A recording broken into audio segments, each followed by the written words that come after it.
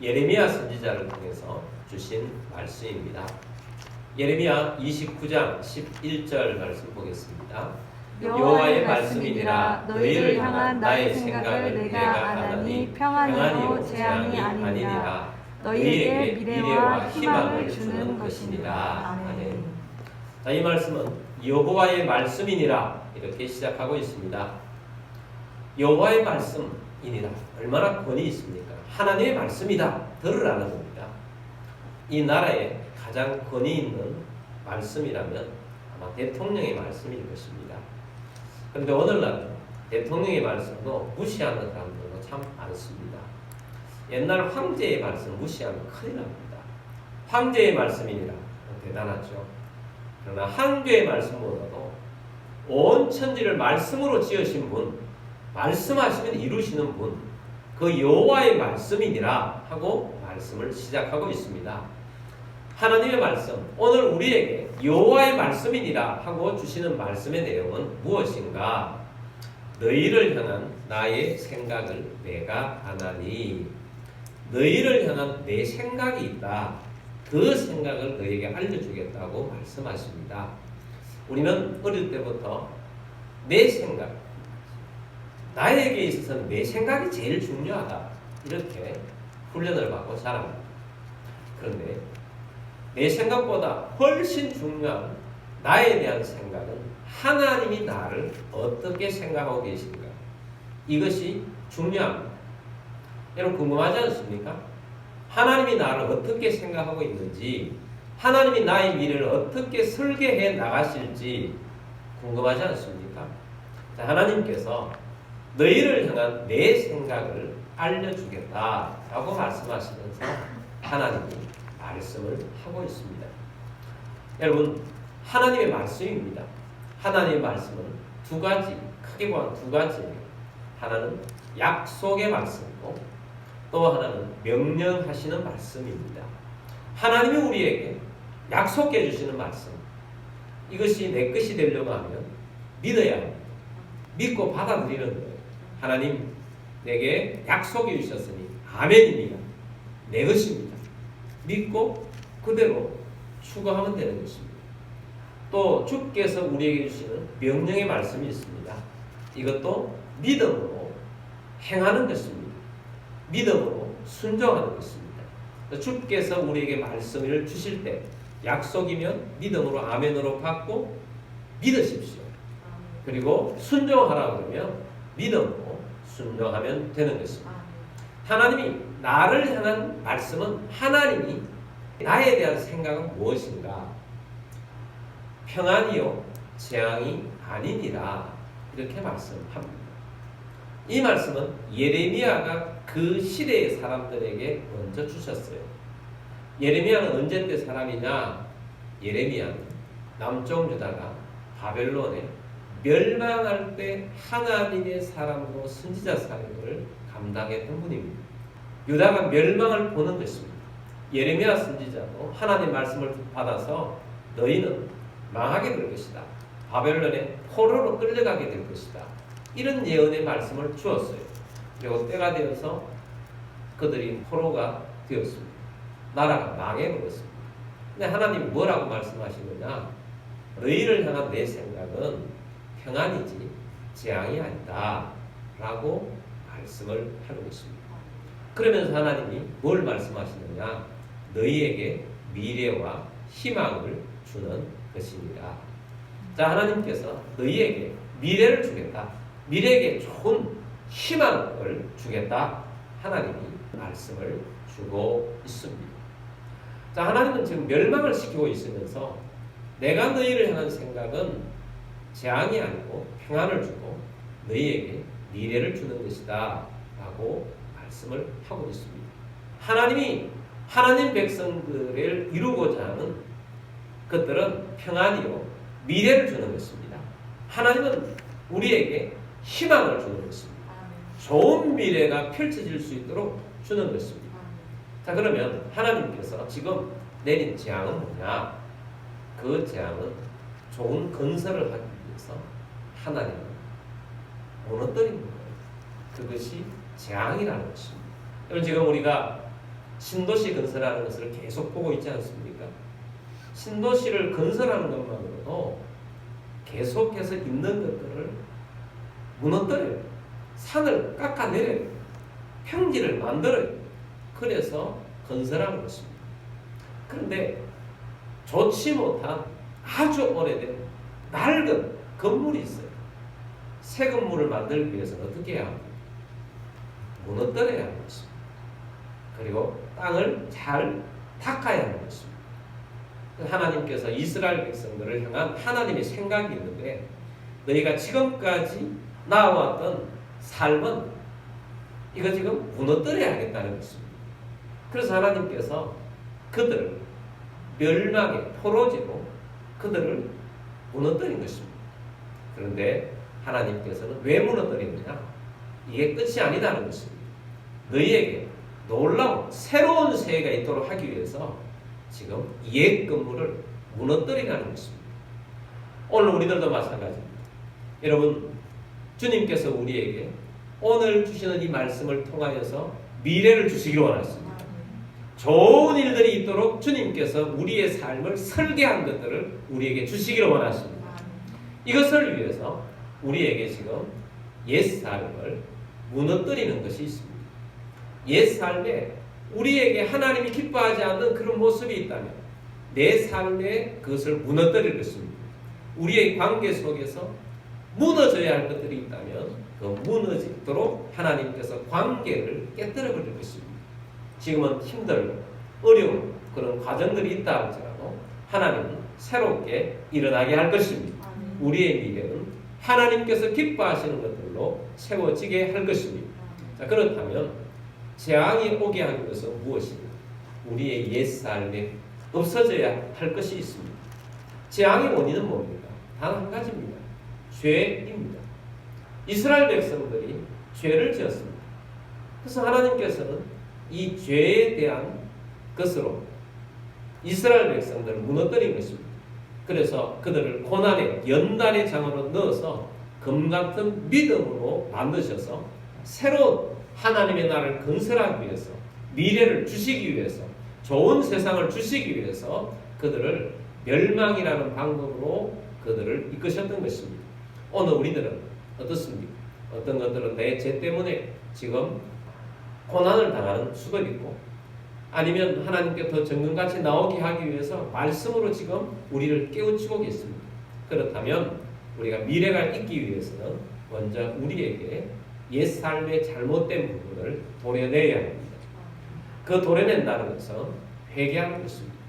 그래서 먼저 여러분, 미래를 위해서 우리가 회개하게 되기를 바랍니다. 우리가 무엇을 회개해야 되겠습니까? 하나님보다 더 사랑하는 것이 있었다면 그것을 회개해야 할 것입니다. 실제로 여러분, 우상 숭배를 한 것이 있다면 오늘 여러분 회개할 수 있게 되길 바랍니다. 실제로 재미를 하고 점을 본 것이 있다면, 그것을 따른 것이 있다면 그것을 예수님 앞에서 무효화시키고 하나님, 내가 잘못했습니다. 또 데이트하다가 재미로 타로점을 본 것이 있다면 그 모든 것들을 회개할 수 있게 되길 바랍니다. 뿐만 아닙니다. 우리가 하나님보다 더 사랑하는 것 있어서 예배보다 다른 것들을 더 소중히 여겼다면 그것을 회개할 수 있게 되길 바랍니다. 또한 하나님보다 내가 돈을 더 사랑해서 그것을 더 추구한 것이 있다면 회개하시길 바랍니다. 하나님보다 내 가족을 더 사랑하고, 하나님보다 내가 사랑하는 연인을 더 사랑하고, 하나님보다 내 자녀를 더 사랑하는 것이 있다면 회개하는 우리가 되길 바랍니다. 그래서 우리가 이것을 회개하고 하나님을 제일로 사랑하겠습니다. 이렇게 기초를 다지기를 해야 하는 것입니다. 그 위에 미래를 하나님이 주시는 것입니다. 그래서 이 시간 지금까지 하나님, 내 죄를 회개합니다. 주님, 용서하여 주옵소서 하고 기도하는 우리들이 되기를 원합니다. 먼저 기도하도록 하겠습니다. 주님, 이 시간 우리 성도들이 간절한 마음으로 회개하는 이 회개의 기도를 받으신 줄 믿습니다. 주님, 이제부터는 주님의 말씀을 따라서 살 것입니다. 주님, 우리 삶 가운데 우리에게 무너져 없어야 될 것들을 제거시키시고 새롭게 건설하시고 새롭게 세우신 줄 믿습니다. 이것이 우리의 미래가 되는 줄 믿습니다. 주께서 함께 하신 줄 믿습니다. 예수님 이름으로 기도드립니다. 아멘. 할렐루야. 아멘. 주님께서는 이제 새롭게 세우기를 원하십니다. 그래서 우리에게 2023년도에 하나님이 어떤 것으로 세워지기를 원하시는가 하는 것을 저는 하나님으로부터 받았습니다. 세 가지 말씀드리려고 합니다. 첫 번째는 번성하게 해주시겠다. 주님이 번성의 약속을 주십니다. 그렇다면 우리는 번성을 꿈꿔야 합니다. 번성은 하나님이 원하시는 것입니다. 태초에 우리 하나님께서 인간을 만드시고 첫 번째로 주신 말씀이 번성입니다. 생육하고 번성하고 땅에 충만하라고 하셨습니다. 하나님은 번성하지 못한 아브라함 부부를 부르셨습니다. 그 아브라함 부부에게 하나님 말씀하십니다. 내가 복주고 복주며 번성하고 번성하게 하리라 약속하셨습니다. 하나님은 아브라함과 사라를 통해서 이삭을 주셨고 이삭은 야곱을 통해서 번성하게 하셨습니다. 그 번성이 이스라엘 백성이 되었고 오늘날에는 다윗의 자손 예수 그리스도를 통해서 믿음의 후손들 오늘 우리처럼 하나님께서는 번성의 은혜를 주셨습니다. 하나님께서는 우리의 삶 가운데 번성을 원하십니다.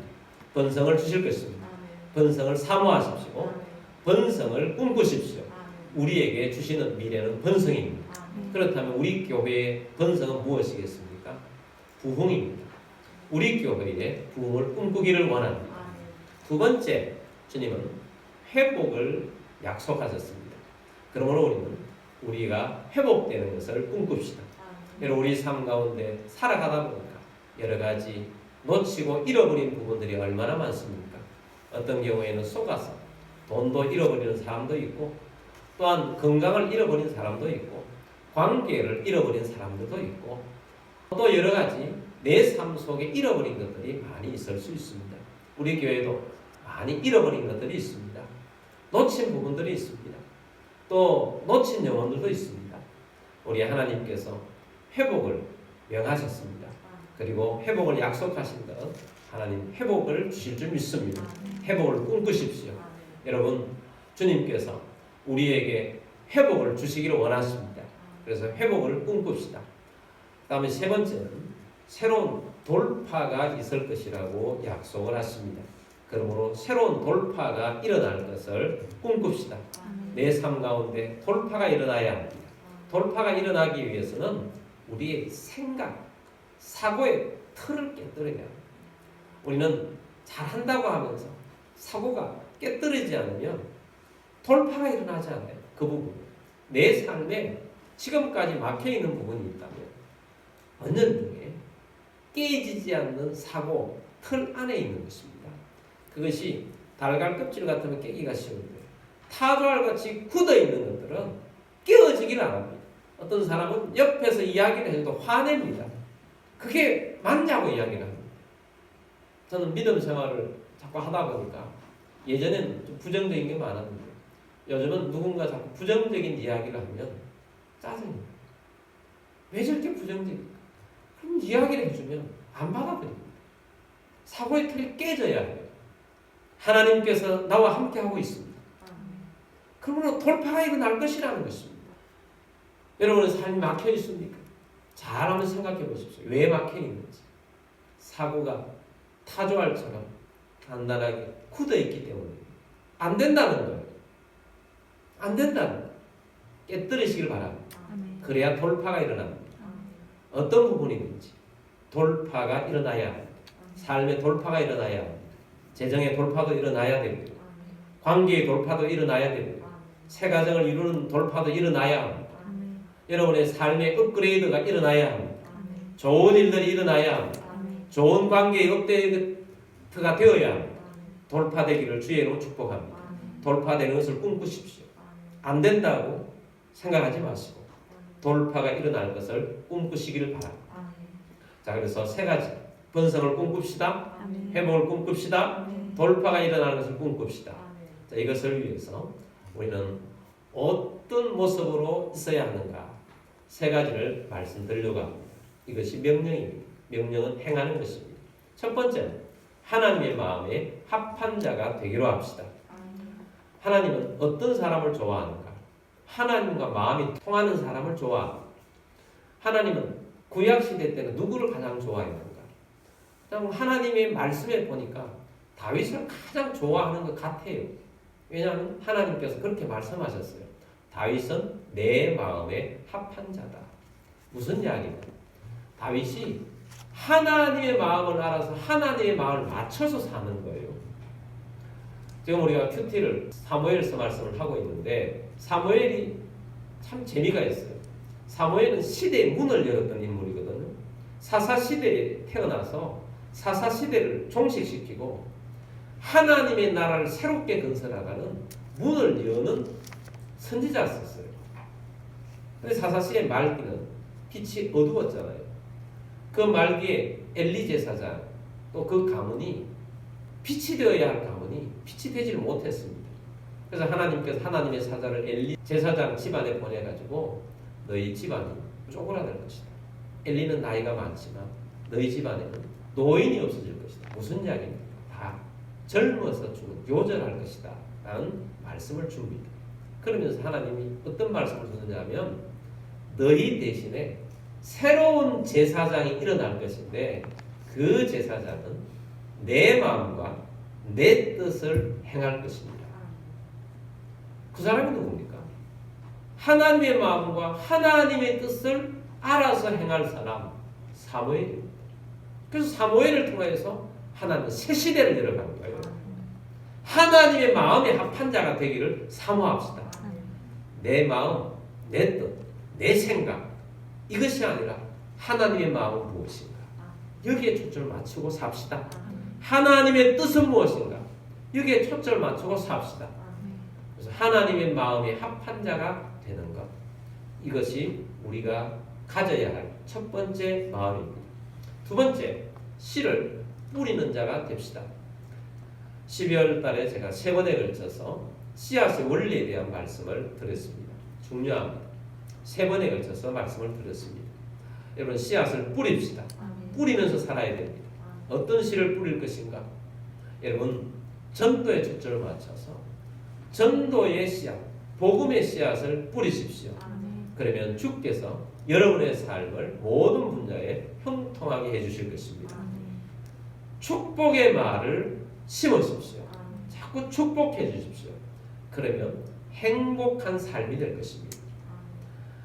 그리고 하나님 앞에 하나님이 드리라고 하는 재정의 씨앗을 심으십시오. 그러면 여러분의 재정에 복이 넘쳐나게 될 것입니다. 씨를 뿌리는 자가 됩시다. 세 번째는 감사하며 살아갑시다. 우리 신앙의 기본은 감사입니다. 우리 신앙의 기초, 베이직을 감사로 살아야 합니다. 우리가 예배하러 나왔습니다. 감사한 마음이 없는 예배는 헛것입니다. 감사가 기본 바탕이에요. 우리가 신앙의 봉사를 합니다. 섬깁니다. 섬기는데 감사하는 마음이 없다. 헛된 봉사인 것입니다. 불평과 원망을 하면서 섬겨보십시오. 아무런 게 아닙니다. 감사하는 마음 얼마나 감사합니까? 구원을 감사하고 교회가 있음으로 감사하고 내가 섬길 수 있어서 감사하다 하는 것입니다. 여러분의 삶을 감사하는 마음으로 사십시오. 가정에서 서로 감사하십시오. 부모님은 자녀를 감사하고 자녀는 부모에게 감사하길 바랍니다. 그냥 잘해주지 않아도 존재하는 것만으로도 그냥 사고 없이 살아가는 것만으로도 감사하십시오. 이태원 사고 나는 거 보십시오. 그냥 사는 것만으로도 건강하게 있는 것만으로도 얼마나 감사한 일입니까? 감사하십시다. 이감일칭 운동 하자고 하는 것, 감사 운동을 하자고 하는 것, 하루에 한 개 감사하는 것도 쉽지는 않더라고요. 평범한 가운데 감사하는 것입니다.